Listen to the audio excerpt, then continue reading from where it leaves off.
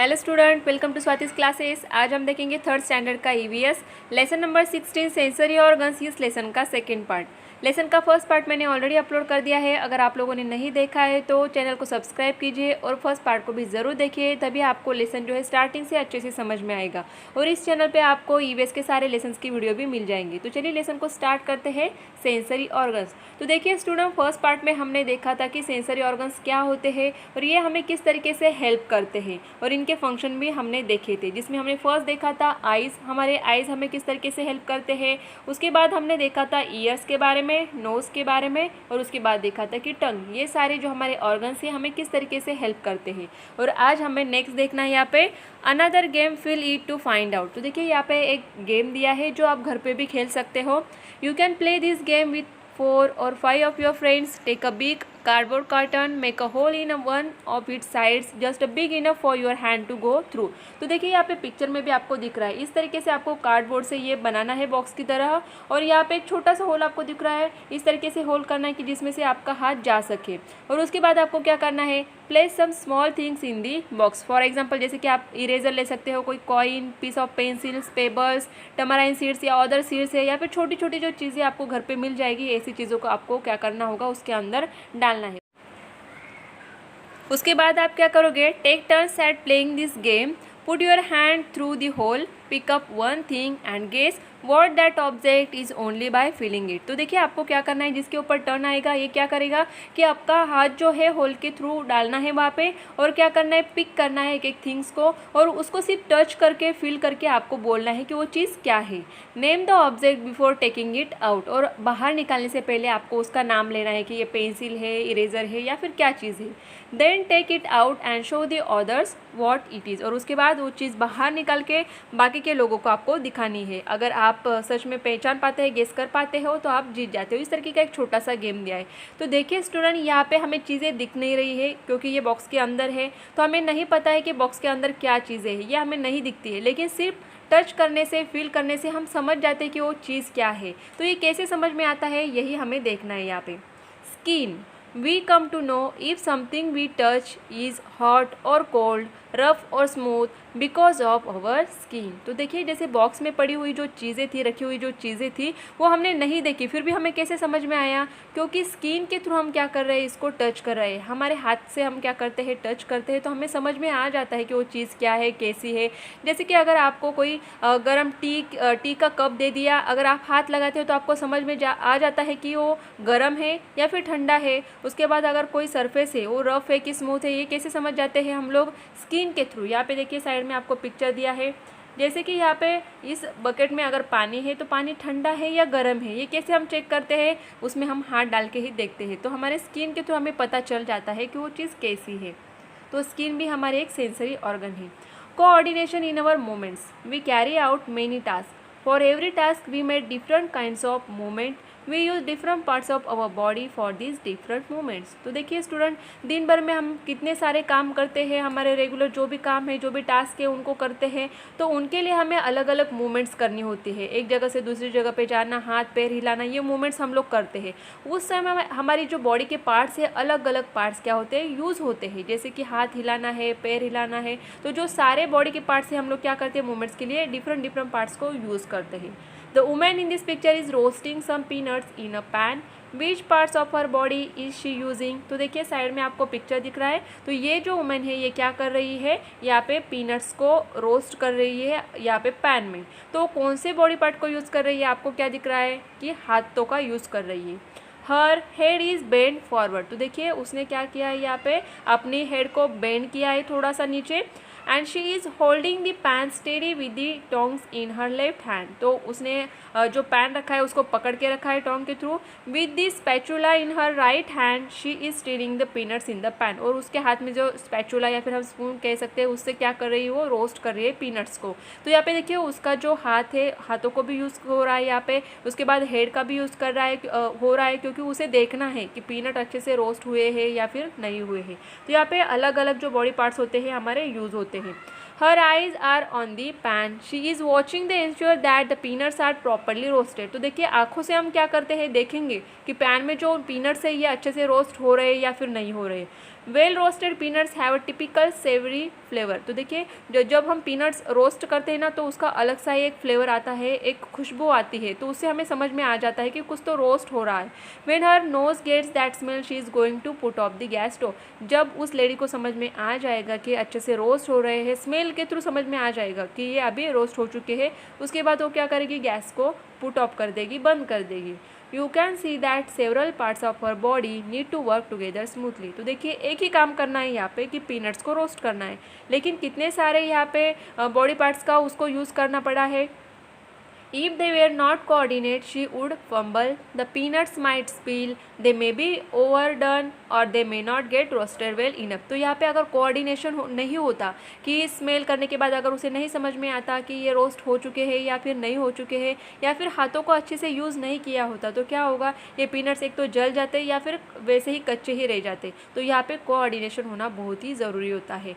We need coordination to get any task done smoothly. Lack of coordination gives rise to mistake और models. तो देखिए कोई भी अगर टास्क हम लोग करते हैं स्मूथली अगर हमें करना है, अच्छे से करना है, तो कोऑर्डिनेशन बहुत ही ज़रूरी होता है। अगर ये कोऑर्डिनेशन नहीं होता है तो हम काफ़ी सारे मिस्टेक्स कर सकते हैं, तो हमें ये नहीं करना है, इसीलिए कोऑर्डिनेशन हमें होना चाहिए। How are movements coordinate when stitching cloth on a sewing machine. तो आपने कभी देखा होगा सीविंग मशीन पे कपड़े सिलते हुए किसी को, तो आप देखना वहाँ पे कि कौन से कोऑर्डिनेट मूवमेंट्स वहाँ पे होते हैं, तो ये आपको थोड़ा सा सोचना होगा। Overcoming disability. If a part of our body does not function well, we face many difficulties. If our eyes do not function well, we cannot see properly. If our ears do not work as they should, we cannot hear well. तो देखिए student, हमारे body के जो parts होते हैं इनका function अगर अच्छे से होता है तभी हम लोग काम अच्छे से कर पाते हैं, लेकिन अगर ये बॉडी के पार्ट अच्छे से फंक्शन नहीं करते हैं तो हमें कई सारे जो डिफ़िकल्टीज़ होते हैं, प्रॉब्लम्स होते हैं, उनको फेस करना होता है। अगर किसी की आंखें अच्छे से काम नहीं कर पाती तो उनको अच्छे से दिखेगा क्या, नहीं। अगर किसी के कान अगर काम नहीं करते हैं तो उन्हें सुनाई नहीं देगा। In such a situation our movements are not smooth. तो ऐसे जो लोग होते हैं जिनके बॉडी पार्ट्स अच्छे से काम नहीं कर पाते हैं तो उनको कई मुश्किलों का सामना करना होता है। We find it difficult to do things on our own. और वो खुद के काम जो होते हैं उनको भी ठीक से नहीं कर पाते हैं। But such situation can be overcome. Some disabilities can be corrected by medical treatment. लेकिन ऐसा नहीं है कि सिचुएशन को हैंडल नहीं कर सकते। हाँ, जिन लोगों को ऐसी डिफ़िकल्टी होती है या फिर ऐसे प्रॉब्लम्स होते हैं कि दिखाई नहीं न देना या फिर सुनाई न देना, तो उनके लिए जो मेडिकल ट्रीटमेंट होते हैं उनको करके हम लोग उन्हें करेक्ट कर सकते हैं, उनकी डिसेबिलिटी यहाँ पे करेक्ट हो सकती है। In some matter, we can take the help of other people. Often some special devices can be used to overcome the disability. तो जो लोग डिसेबल होते हैं इस तरीके के कि उनके कुछ बॉडी पार्ट्स अगर फंक्शन नहीं करते हैं तो उनके लिए अलग अलग स्पेशल डिवाइसेस भी होते हैं जिनके कारण उन्हें हेल्प हो सकती है। Then it becomes possible to carry out our own task independently. और इनके कारण, इन डिवाइसेस के कारण वो लोग अपने खुद के काम खुद कर सकते हैं। देन नेक्स्ट देखिए, जैसे कि यहाँ पे पिक्चर में हमें दिख रहा है जो डिसेबल पीपल होते हैं उनको अगर बस में चढ़ना है तो थोड़ी सी प्रॉब्लम हो सकती है। If you can not see well we can use spectacles. अगर जिन लोगों को अच्छे से नहीं दिखाई देता है तो वो चश्मा यूज़ करते हैं। If you can not see at all we can make use of sounds और feel with the hands to get things done. अगर कुछ लोगों को बिल्कुल भी नहीं सुनाई देता है तो क्या करते हैं, आवाज़ सुन के पहचानते हैं लोगों को, या फिर हाथों से फील करके समझ जाते हैं कि कौन सी चीज़ रखी हुई है। You might have seen a blind person using a wild cane. तो देखिए आपने देखा होगा जो ब्लाइंड पर्सनस होते हैं रास्ते से चलने के टाइम वो एक छड़ी लेके चलते हैं जिनके कारण उन्हें हेल्प होती है।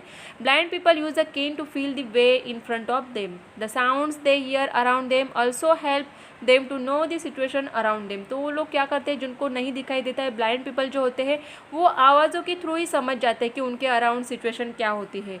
दस they can make their way independently even on A crowded road full of traffic. तो आपने भी देखा होगा ऐसा कि जो ब्लाइंड पीपल होते हैं, काफ़ी ट्रैफिक होती है, आपको स्टेशन पे, बस स्टैंड पे, कहीं पर भी दिख जाएंगे ऐसे लोग कि वो इंडिपेंडेंटली अपना रास्ता खुद चल जाते हैं। तो ऐसे जो डिवाइसेस होते हैं या फिर साउंड के थ्रू वो लोग समझ जाते हैं।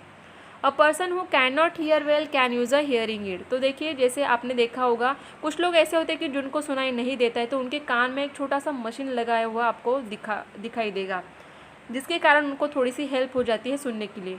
Those who cannot hear at all can use sign language. In some cases, a surgery can help a person to hear.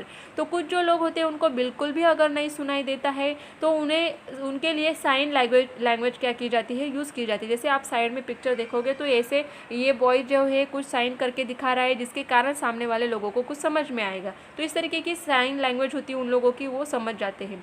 और कुछ जो ऐसे केसेस होते हैं जिनमें सर्जरी होने के बाद लोग सुन सकते हैं। देन नेक्स्ट है, if there is a defect in the leg a special wheelchair can be use, then the defect in the leg is no more a hurdle. तो देखिए कुछ लोग ऐसे होते हैं जिनके पैरों में प्रॉब्लम होता है, उनके जो पैर होते हैं वो अच्छे से काम नहीं कर पाते हैं, तो उनके लिए इस तरीके की व्हील चेयर होती है, व्हील चेयर या फिर ऐसी साइकिल होती है कि जिसके कारण वो क्या कर सकते हैं, एक जगह से दूसरी जगह पे जा सकते हैं। तो उनको थोड़ी सी प्रॉब्लम जो होती है वो कम हो जाती है उनकी। देन यहाँ पे आपको डू यू नो में दिया है एक स्टोरी जैसा है, वो हम रीड करेंगे यहाँ पे। Arunima Sinha is a young women from Uttar Pradesh. Once when she was 22 years old, she was traveling on a train. She had to fight off some thieves. In this scuffle, she was thrown off the train. Another speeding train ran over her and she was seriously injured. तो देखिए यहाँ पे हमें दिया क्या है कि एक अरुणिमा सिन्हा नाम की एक यंग वुमन थी, कहाँ से, उत्तर प्रदेश से। तो एक बार ये जब ट्रैवलिंग कर रही थी ट्रेन में तो वहाँ पे कुछ चोरों से ये क्या करती है, फाइट करती है, और उस फाइट में ये क्या हो जाती है, ट्रेन से नीचे गिर जाती है और एक दूसरे जो ट्रेन होती है उसके नीचे ये आ जाती है, जिसके कारण ये सीरियसली इंजर्ड हो जाती है, जख्मी हो जाती है। Doctors saved her life, but they had to cut off her right leg. While she was in the hospital, many people would came to see her.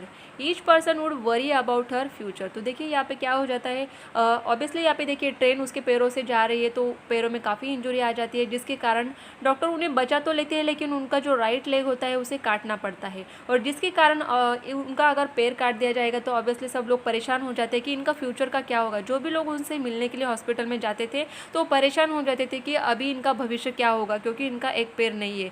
But Arunima resolve that she would never give up. She would achieve something too extraordinary that no one could ever say she was helpless. तो देखिए कई सारे लोग ऐसे सोचेंगे यहाँ पे कि उनका एक ही पैर है तो उन्हें कई सारी प्रॉब्लम्स आ सकती है, इनका फ्यूचर अच्छा नहीं होगा, लेकिन अरुणिमा सिन्हा ने क्या किया, यहाँ पे गिव अप नहीं किया। उसने एक्स्ट्रा ऑर्डिनरी कुछ एक्स्ट्रा ही यहाँ पे क्या किया, अचीव किया। तो क्या अचीव किया ये हम देखेंगे आगे। Doctors gave her an artificial leg. तो यहाँ पे डॉक्टर्स ने उन्हें आर्टिफिशियल लेग दिया। आर्टिफिशियल मतलब जो नकली लेग बनाया हुआ होता है वैसा लेग उन्हें वहाँ पे दिया गया। As soon as she got used to her new leg, she began to train for mountaineering. Just 1 year after her accident, she climbed one of the high peaks in the Himalayas. तो देखिए उन्हें जो artificial leg मतलब नकली leg हम कह सकते, पैर कह सकते, ऐसा जोड़ा गया था जिनको वो यूज़ करने लगी थी, और उसके बाद ही उन्होंने ट्रेन पे फिर से जाना, ट्रैवलिंग करना शुरू कर दिया था। और एक्सीडेंट के ठीक 1 साल बाद उन्होंने क्या किया, हिमालयस का जो हाई पीक है उस पर वो क्लाइंब कर दिया उन्होंने।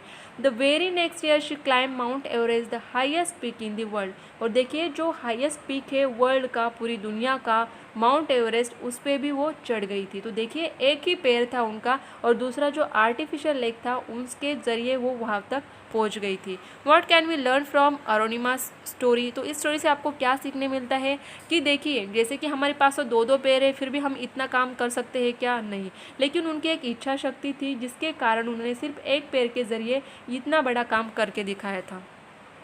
What we have learn. तो इस लेसन से हमने क्या क्या सीखा। Our sensory organs tell us about the situation all around us. तो देखिए हमारे सेंसरी ऑर्गन्स के कारण ही हमारे अराउंड जो सिचुएशन होती है उनके बारे में हम लोग अच्छे से समझ पाते हैं। The eyes, ears, nose, tongue and skin are our 5 sensory organs. तो ये काफ़ी इंपॉर्टेंट है स्टूडेंट, आपको ये अच्छे से याद रखना है क्योंकि ये आगे भी आपको काम आने वाला है। We can see with our eyes, hear with our ears, smell with our nose, we taste things with our tongue and feel them with our skin. तो ये सारे चीज़ें हमने लेसन में ऑलरेडी डिस्कस कर ली है। When we work we need to have coordination in all the task. Difficulties में arise due to lack of coordination. अगर कोऑर्डिनेशन है तो काम अच्छे से होते हैं, अगर एक कोऑर्डिनेशन ही नहीं रहेगा तो हमें काफ़ी सारी डिफ़िकल्टीज़ को फेस करना होता है। If any organ does not function well we may face difficulties in doing our work. We must not give up in the face of difficulties, they can be overcome. हमारी जो difficulties है उन्हें अगर हम अच्छे से फेस नहीं करेंगे तो उनसे ओवरकम नहीं हो पाएंगे और हमें प्रॉब्लम्स जो आती है वो काफ़ी बड़ी हो सकती है। तो हमें गिव अप नहीं करना है, डिफ़िकल्टीज़ को हमेशा फेस करना है और आगे बढ़ते रहना है। Always remember, even if there is a disability in any organ, we can find a way out of that difficulty, we can learn to be self reliant. तो कोई अगर डिसेबिलिटी है किसी ऑर्गन में तो उससे बाहर निकलने की कोशिश कीजिए। डिफ़िकल्टीज़ आती है लेकिन ऐसे वेज, ऐसे तरीके ढूंढिए कि जिसके कारण आपको हेल्प हो सकती है और आप सेल्फ रिलायंट बन सकते हैं। तो देखिए स्टूडेंट, काफ़ी अच्छा लेसन था ये और काफ़ी अच्छी चीज़ें आपको सीखने को भी मिली। अगर आपको ये वीडियो अच्छी लगे तो वीडियो को लाइक ज़रूर कीजिए और चैनल को सब्सक्राइब नहीं किया है तो सब्सक्राइब ज़रूर कीजिए।